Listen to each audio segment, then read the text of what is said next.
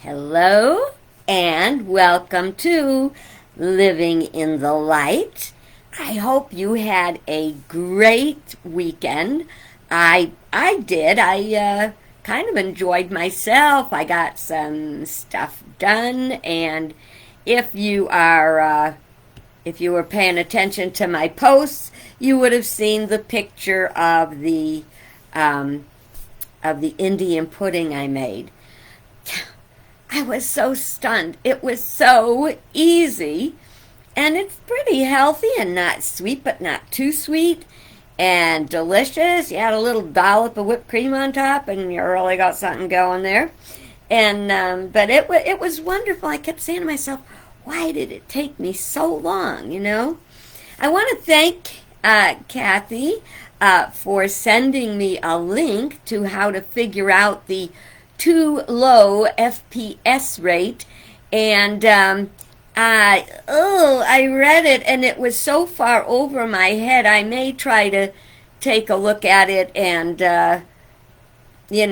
figure it out more after, but for right now it was just more than I could handle. So I'm going to be closing down that pop-up all during the video, but it is what it is. I don't know why Tishy's not out here. She's probably having a snooze in the other room. And but we're going to get started with her anyway. She'll probably come out before we're done today. First, let's look at the National Day calendar. I don't know about you, but I get excited when I see, what's on the National Day calendar today? It kind of reminded me of when I was a kid in school, and it would be Weekly Reader Day. Oh, I would be so excited, and they'd bring them rolled up with a rubber band on it, and someone would get to distribute them to the class. And I just love the Weekly Reader, and I also loved Highlights, which I now share with my great-grandson Tristan. And there's always some fun stuff that gives us things to do together, and we play together on the portal. I'm sure I told you all this before, but some things are just worth repeating because that one person that could really use the information is just tuning in for the first time today. I want to remind you I cannot see any comments that you put up because it I don't know. I haven't learned how to operate this right yet. And I haven't taken the time to look at it when I am not do. I think about it when it's time to do the video, and I didn't look at that FPS rate again. But I did today, and it was like so confusing. Well, enough of that. And we've been talking about time. So after we're done with the National Day calendar, we're going to explore a little bit more about time that I think you'll probably enjoy learning. I hope you'll learn something because everything we learn, I posted a post today, I don't know if anybody saw it, but it said, truly smart people realize how much they have yet to learn and how little they know. We must be teachable. The minute we start to think we know it all, we're in trouble. We may know it all about one thing, but not about everything. And I feel like I'm a lifetime learner. I'm like, I've said it before, Johnny Five from Short Circus. I want input. But of course, once you take an input, you better take it and apply it in output. If you don't use the input and the output, you're just going to clutter your mind and get stagnant. And you know that we don't want to be cluttered in our mind, in our house, anywhere. We have to take the time not to be cluttered. So let's start off with the National Day calendar for today. It is Spicy Hermit Cookie Day.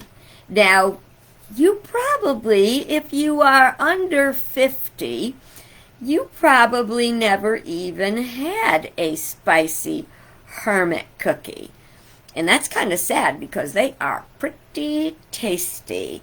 They usually have some raisins in them, and they're kind of gingerbready. And again, they're not too sweet.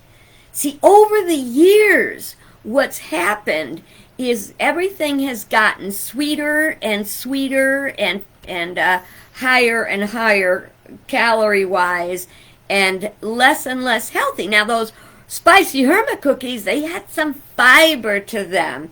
They still probably do, but a lot of people never heard of them. So if you can get out there and find yourself a spicy hermit cookie, you go for it. And you know, I was at the grocery store the other day, and I started to look for pfeffernuss. I'm waiting for that to come out. That was one of my mom's favorite cookies, and they're awfully messy to eat because they're like these little round balls. I like them like the way Archway makes them, which is not really hard. They're a little semi-hard, or the real hard ones, but when you bite them, they're coated in confectioner sugar. So when you bite them, you wind up with sugar all over everything. But I love them. So I'm on the lookout for Archway pfeffernuss for this time of the year. It's also National Raisin Bran Cereal Day. I do like Raisin Bran, and I like the kind that's got the 2 scoops of raisins because I love those raisins. But I have to be real honest with you. Breakfast cereal doesn't work for me. I eat it, I feel good about it, I like it, slice up a banana and throw it in there. But for me, a half hour later, I'm hungry again. I can't figure it out. So if anybody can tell me what I'm doing wrong, please share. I mean, I don't want to have the cereal and toast and, you know, add all this other stuff that'll make me a bogged down breakfast. Although they do say breakfast is one of the most important meals. And, you know, because you're like fueling your furnace, and all night you were burning up your fuel, and in the morning you got to fuel up your physical furnace for the day. And they say, which I have said before, so those of you that know I said it before, that's okay, it's okay. I'll bet you're probably not doing it. Eat like a king, have breakfast like a king, have lunch like a prince, and have supper like a pauper. So you see the amount of food that you eat goes down during the day. It's something to think about. I personally love having leftovers for breakfast. That's probably one of my favorite breakfasts. This morning, in fact, I had leftovers from last night, which was veggie meatballs with polenta, Parmesan. It means it's polenta with sauce and cheese, and a salad. And you go like, that's breakfast? Yes. And I understand in France, people eat salad for breakfast all the time. So whoever said you have to have bacon and eggs for breakfast? I don't know. All right. It is Philanthropy Day. And I love the concept of being a philanthropist. And I try very hard to live it. Now, in case you're not familiar with philanthropy, it is, I wrote it down so I would make sure I said it correctly. Philanthropy is a love of humankind, kindness, and giving to the community. So this is National Philanthropy Day is particular to giving to the community. I mean, you can give to the world community, you can give to your local community. And there's so many ways you can give to your community. You can volunteer. You can attend local events. Support your local businesses. You can volunteer. You can buy from the Cub Scouts bake sale. You know, there's so many, the local craft fairs. There's just so much you can do to be a philanthropist. You can also give to whatever charitable organizations speak to you. I got my little, oops, where'd I do it? Oh, well, here it is. I'll bury it here. This is my Heifer Project gift catalog, which came today. Generally, usually around the holidays, I decide that we're going to give a gift to less fortunate people, help them out, give them a hand, because that's what it's about, being a part of circulation. Now, this is a holiday gift giving guide. What I did last year is I sent this to my Florida family, and I told the kids that to spend $50, however you want to break it up. They could get a dozen chicks, and they could get a couple of rabbits, or they could get a portion of a goat, or even clean water. It is such a good thing to do. So this is not community philanthropy, it is international philanthropy. I knew I was going to get a tickle in my throat if I didn't get something to drink, so I may have to actually take a break to get something. All right, so I'm going to run and get a little water because I got a tickle, and you guys think about what can you do for philanthropy.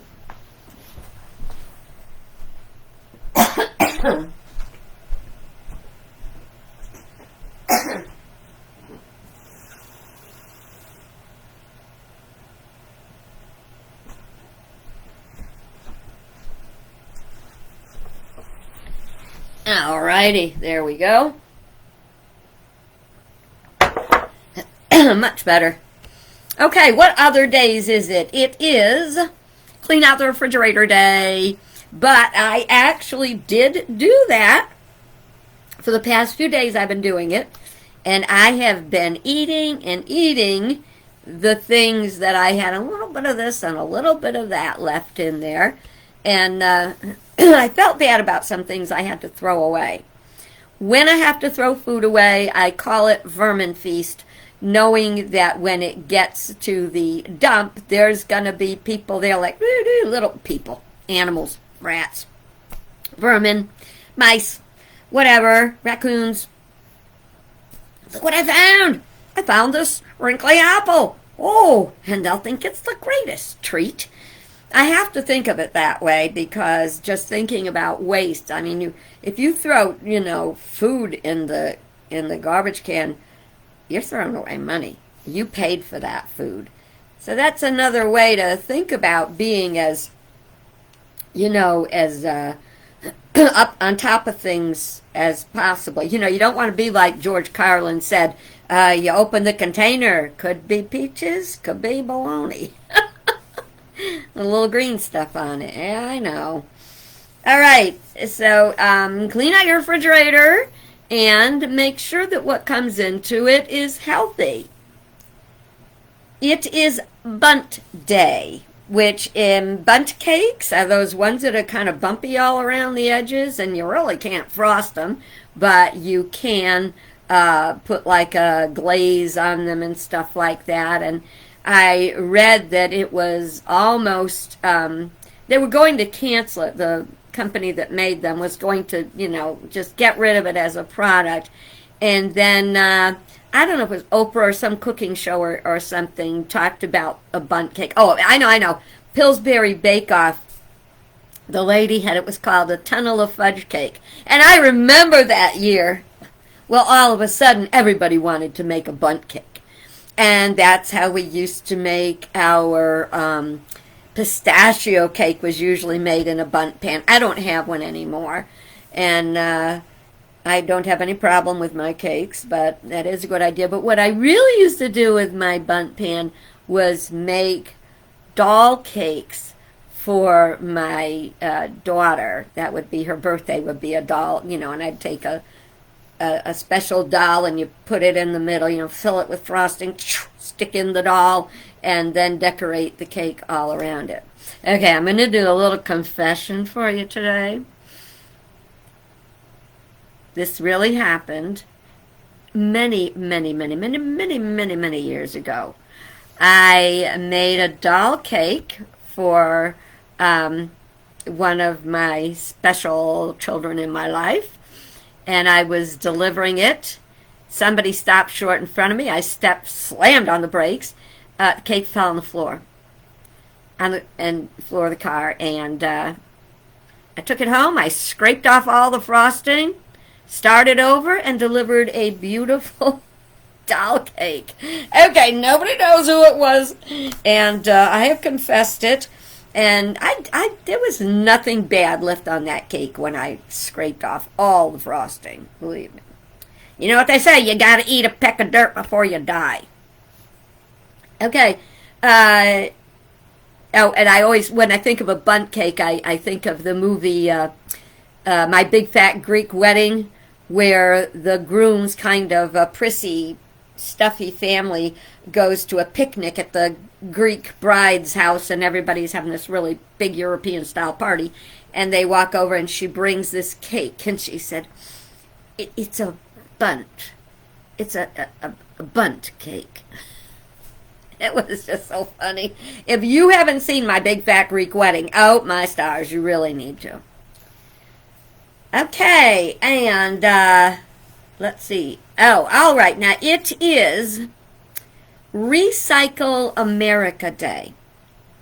And we're all supposed to be looking at how important it is to recycle. But you know, a lot of people don't get into it into the depth they could, because recycling is not just, you know, putting things in a recycle container. It is reduce. It's reduce, reuse, recycle, and very often we can repurpose things. I think that's something we want to go farther than. Something on the news today said that like 70% of the recycle we send in is rejected because people don't recycle it right. So if you're going to recycle it right. Make sure you follow the directions. Also, see what you can reuse. Is there something you can repurpose? And can you find a way? Oh, I'm so excited. I have found a way to really participate in this. You know, like I wash the clothes, and there's these big old jugs of, you know, fabric softener and detergent, laundry detergent. I've been thinking about this for a very long time. And finally, I bought myself, they're sheets of laundry detergent. They're about that big, and you tear it in half, and half of it goes in the laundry, and the other half goes in another load. It's half a sheet per load. I suppose if you had really dirty clothes or a really big load, you might put them both in, but, you know. And along when you get that, I think this is called True Earth. I'm not positive, but I think it's called True Earth. And it came with 4 of the tennis balls, the special dryer tennis balls, so that you don't have to use fabric softener. We'll see how that works. I will get back to you on that. But look at this. Reducing those big plastic jugs. Most of all those laundry detergents, they have got a high percentage of water. This has got this little tiny package that 32 loads of wash can be done from this little tiny package, and it's got a small a cardboard container, and that's biodegradable. So what can you reduce, reuse, and recycle? Well, it took me almost all of our time to do that, so I'm almost out of time for my time thing. You remember last time, I think it was Friday, we were talking about time, and I looked and looked for this thing called How You Spent It. I couldn't find it. And today I had the time, and I was determined I was going to find it. And where was it? It was in a prayer workshop I did. And so I want to share. It's called How You Spent It. And this is old, okay? I probably did this 30 years ago. So, and I certainly didn't have time to see if there's any updates about how we spend our time. But from like 30 years ago, and Computers are not even here. So if you add the computer, think on that.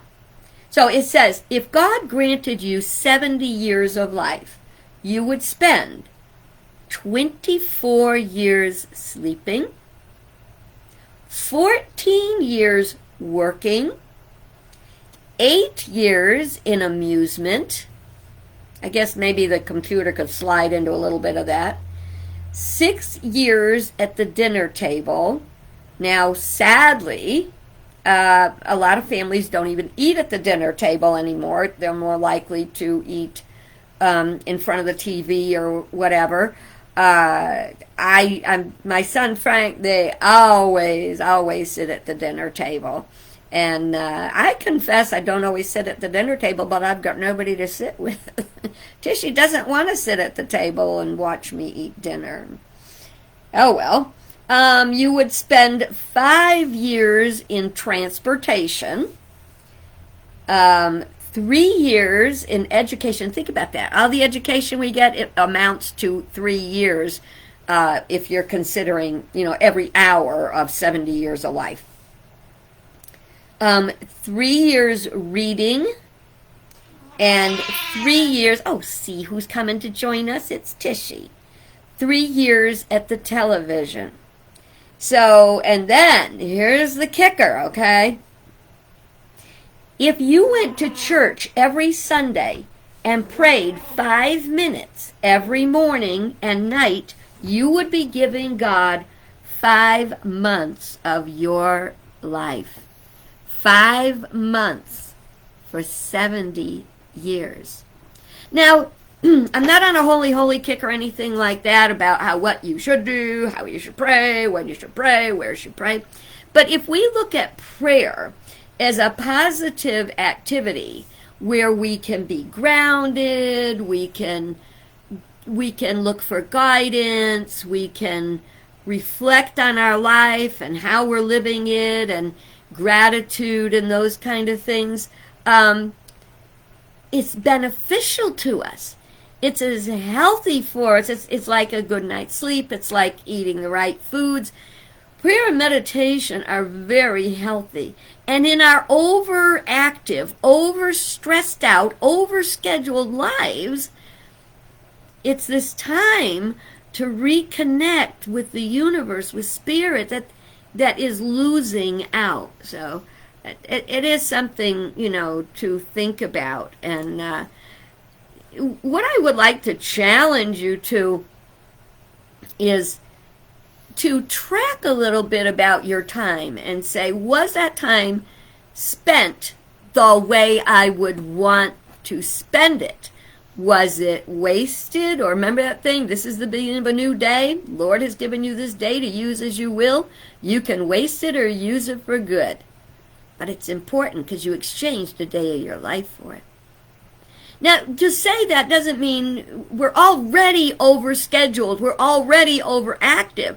So sometimes that time means blocking out time for inner peace, blocking that time for prayer, meditation, reflection, daydreaming. Daydreaming is so powerful.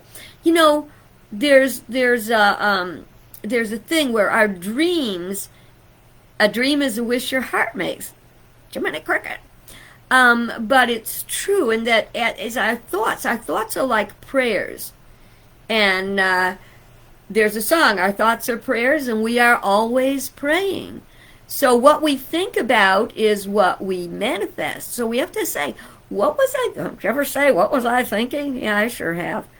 But if we realize that we want to have a good life, and enjoy our life and not pay that horrible price we were talking about the other day, which is regret, it would be good to monitor our time. Maybe at the beginning of the day, remember we talked about at the beginning of the day, you should have a list that you made the night before of what you were going to do. And at the end of the day, you review that list, make a new list, and there is a thing about being consciously aware. If you were to go on a diet, the first thing you would have to do is be consciously aware of your current eating habits. If you wanted to make I don't like to call it a budget, but I call it a prosperity plan. If you wanted to make a prosperity plan to get the things you want in life, you would have to first become aware of, how do I spend my money? So a diet, what am I eating? A time one, how to spend my time. A money one, how do I spend my money? It's about being conscious of what you're doing. Okay, now the other thing is purpose versus task. So when you got up in the morning, you had a purpose. You had your little list of things you wanted to do. Now we also have a bigger purpose, our purpose in life, our, stuff like that. So we want to be in touch with that. But if we wake up in the morning, we've got a purpose. Hopefully a part of that purpose is goals to bigger things that we want to be, say, do, places we want to go. And so when you're doing something during the day, you can say, is what I am doing now it going to affect my purpose? Is this task that I'm doing, is that going to help me with my purpose? Today, I continue every day to do some downsizing and releasing and, going toward my moderation minimalist. But I wanted to find that 70, how did you spend it, the 70 years thing. I knew I had it, but I used that time to go through some of my files and go through them and release things that I really wasn't going to use. Duplicates. I got a pretty full trash can out of it. Some things are not easy to let go of, and some things you just have to realize they don't serve me anymore. Now this is a challenge to you to ask yourself, does this serve me? Have I used it in a long time? Am I going to use it tomorrow? So many things. And the things that I'm not ready to, that always has to be in my water. The things that we are not ready to let go of, we have to say, well, when am I going to use this? What am I going to do with it? How am I going to use it? And I found some great stuff for what I'm going to do in the coming weeks. So much! I may have to do extra time or something. Not there yet, but I'm thinking about it. So we are just about out of time today. And I'd like to challenge you for this day to spend some time thinking about what you are doing, and does this task satisfy or help take me closer to my purpose. Now, watching TV, especially if it's like, I call it no-brainer TV, you don't have to think about it a lot. You just stare at it, and, with sitcoms and stuff like that aren't heavy-duty thinking. That is taking us toward our purpose in life. If we do it within reasonable amount of time, and we don't overdo it. So, look at things, balance them, but for God's sake, be honest with yourself in how you're spending your time and your life. Because we all want to know that life is meant to be good and that we have ultimate control. I think that just opened the door to tomorrow, which is probably going to be about being happy. But I'm not sure anything could happen because the universe is in a state of flux. Meanwhile, have a great day, and thank you for being with me. Bye-bye.